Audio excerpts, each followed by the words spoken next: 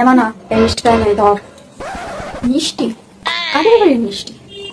আরে ওই সেই পাশের বাড়ির দিদাটা মারা গেল না, তার ওই পাশের কাজ কাজকে কীর্তন শুনতে গিয়ে দিয়েছে মিষ্টি খাইয়ে। ও ওই দিদাটার 1 বছর হয়েও গেল। মহারানী কোথায় গেল? এই তো দেখলাম, যখন গেলাম তখনই তো দেখে গেলাম যে ঘরেই রয়েছে। আর চলে গেছে পাড়ায় নাচতে নাচতে, তাই না? ঠিক আছে, যখন আসবে আসবে, আমি রাতে রান্না বসাচ্ছি, আর আসলে দুজনে ভাগাভাগ করে খাবি, ঠিক আছে? আমার জন্য অসুবিধা। হ্যাঁ হ্যাঁ ঠিক আছে, যাও। দিয়েছি সব খেয়ে নিয়ে আমাকে যদি জিজ্ঞেস করে মাকে বলবি সব খেয়ে নিয়েছে।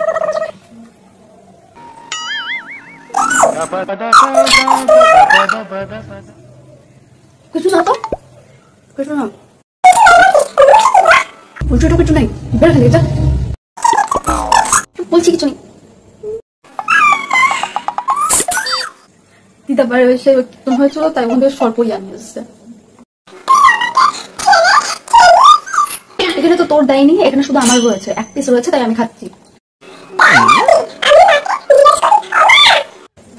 এই মাকে ডাকতেছ কেন? মা কতক্ষণ কীর্তন শুনে আসতে তুই জানিস? সেখানে হ্যাঁ এখন শুয়েছে, আবার এসে দুজনকে দিয়ে দেবে।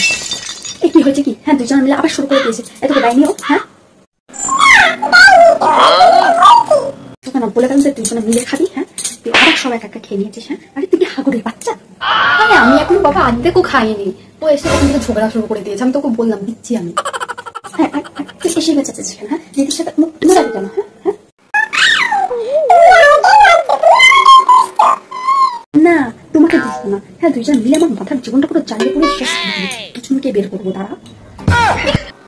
মিষ্টি খাবে? ও আমি মিষ্টি ভেঙে নিও না, আমি আমার আর্ধেকও খাইনি। মিষ্টি খাবে?